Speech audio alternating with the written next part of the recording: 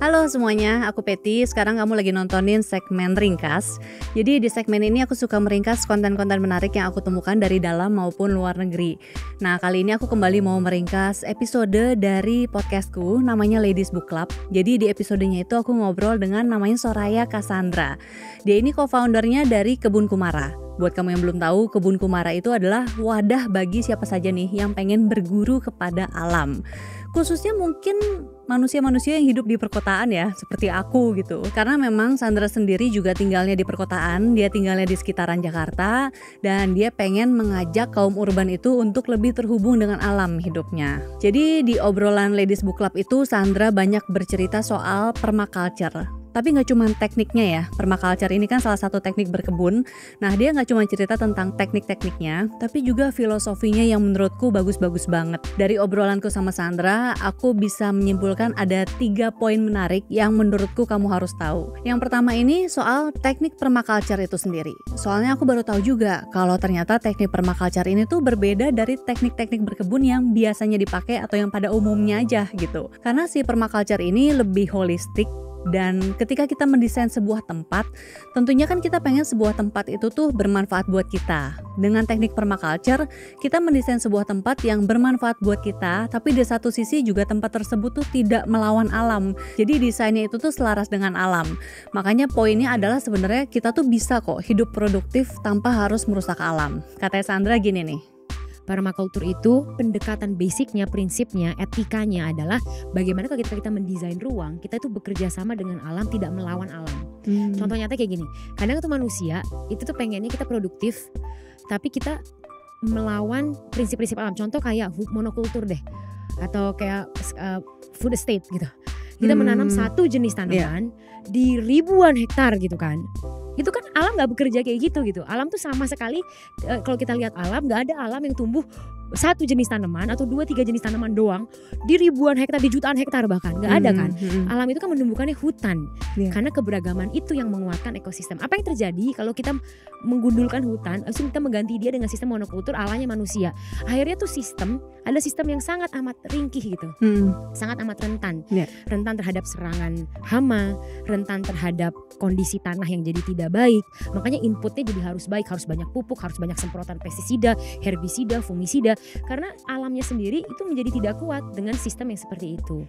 Nah, kalau permakultur itu mendobrak itu semua. Jadi sebenarnya kalau dibilang apakah permakultur itu yang dilakukan secara umum, jelas enggak.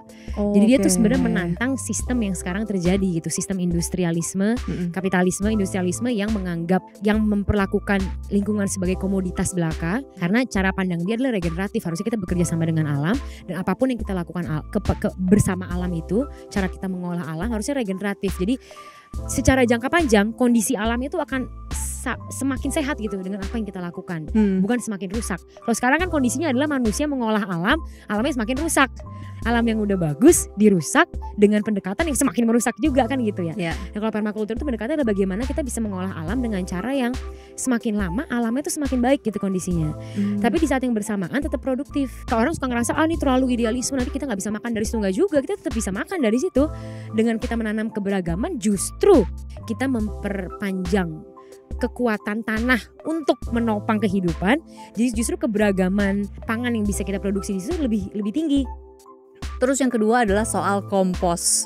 Ini juga aku baru tahu ya, karena ternyata hasil akhirnya kompos itu tuh tidak berbau. Jadi ketika kompos itu udah jadi, tekstur dan baunya itu justru harusnya seperti tanah. Jadi bau-bau itu tuh akan terjadi cuma di awal aja pas proses pembusukan. Terus aku juga suka banget sama filosofi kompos nih yang disampaikan sama Sandra. Kalau misalnya kamu pengen bikin kompos juga, menurutku kamu harus dengerin sih ceritanya Sandra yang ini nih.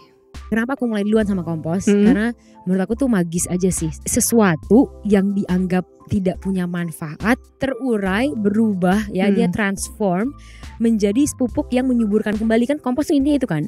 Dan itu kan sebenarnya meniru prinsip alam, di mana alam itu tidak menciptakan sampah, segala sesuatu akan terurai dalam siklus kebermanfaatan yang tak terhingga. Jadi badan kita aja kalau dikubur, badan kita seutuhnya akan hilang, akan terurai kembali menjadi tanah yang menyuburkan tanaman yang tumbuh di atasnya, kan gitu ya.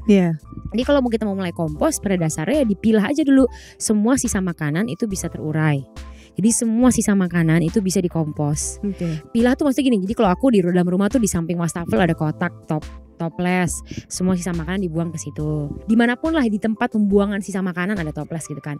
Nanti di setiap ujung hari, baik itu pagi harinya besok atau sorenya, itu dibawa keluar, dibuang ke tempat komposnya. Jadi harus ada wadah kompos lagi di luar rumah. Bisa box kompos, bisa ember. Kalau aku kan pakai ayam ya, kan kandang ayam.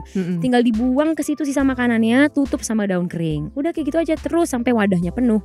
Kalau wadahnya sudah penuh, didiamkan, diaduk seminggu 2-3 kali. Setelah sebulan setengah udah jadi, bisa dipakai. Nggak perlu campuran-campuran apapun lagi yang lain berarti?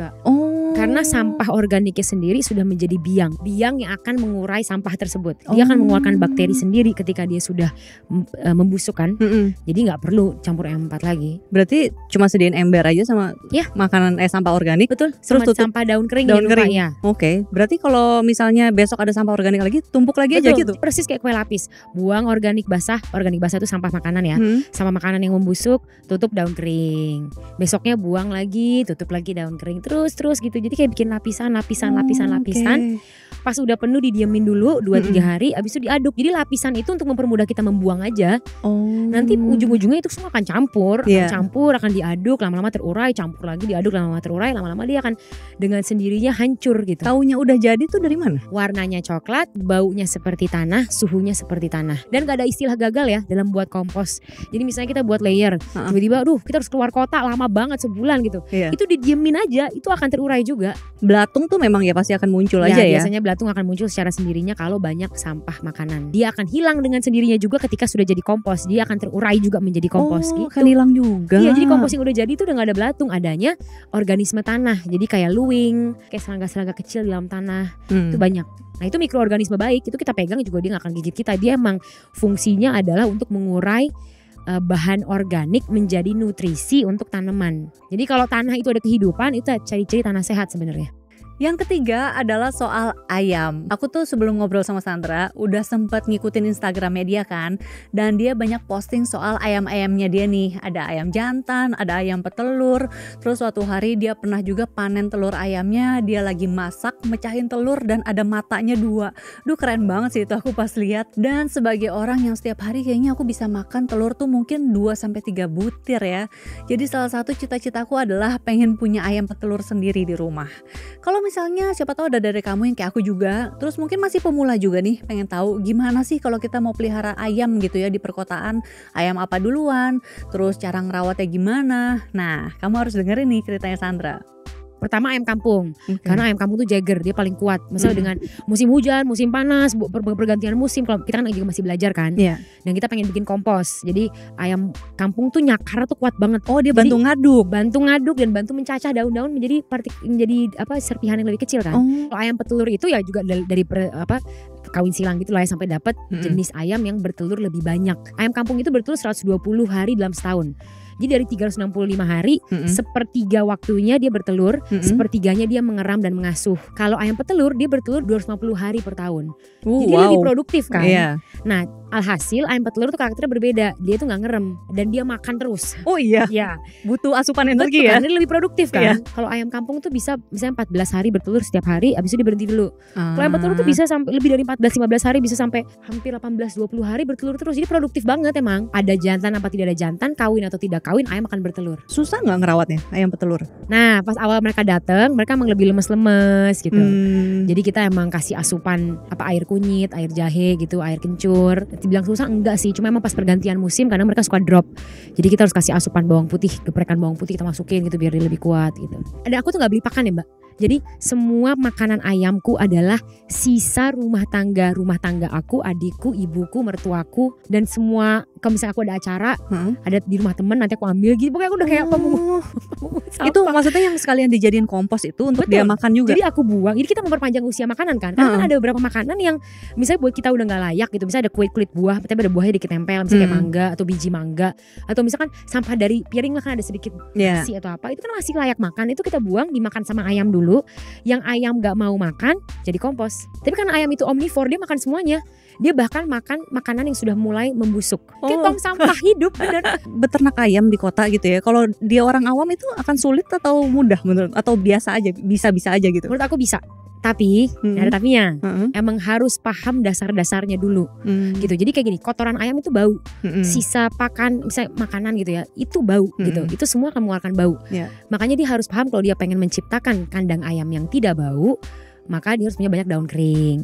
Kandangnya harus seperti apa biar tidak bau gitu kan. Nah kayak hal-hal kayak gitu tuh dia harus pahami dong sebelum dia pelihara ayam. Kayak ayam, kebutuhan dasar ayam tuh apa, ayam tuh harus mandi pasir, dia gak mandi air. Karena kalau dia gak mandi dia diserang sama gurem tuh kutu gitu. Terus ayam butuh apa lagi, ayam tuh butuh bertengger. Karena ayam tuh gak suka sebenarnya di bawah gitu, napaknya gak suka. Dan dia tidurnya bisa bertengger. Karena di alam secara alami ayam itu tidur di pohon. Dia harus ada air minum yang bersih, setiap hari harus diganti. Kalau dia udah paham menurut aku bisa 2 meter persegi tuh bisa loh buat pelihara ayam. Kalau bisa agak tinggi biar bisa bertengger. Terus nanti ada area kompos yang buat buang sampah, ada area buat kita buang sampah ke situ, sama ada area yang buat kompos dipanen, ada area buat dia bertelur dan mengeram. Itu dia tadi 3 poin menarik yang menurutku seru sih untuk diketahui nih ya. Apalagi kalau kamu memang juga punya ketertarikan terhadap berkebun dengan teknik permaculture. Misalnya kamu tertarik sama obrolannya, nanti link ke video obrolannya akan aku taruh di deskripsi video ini juga. Oke, sekian dulu ya episode ringkas kali ini. Sampai jumpa lagi di episode berikutnya. Bye!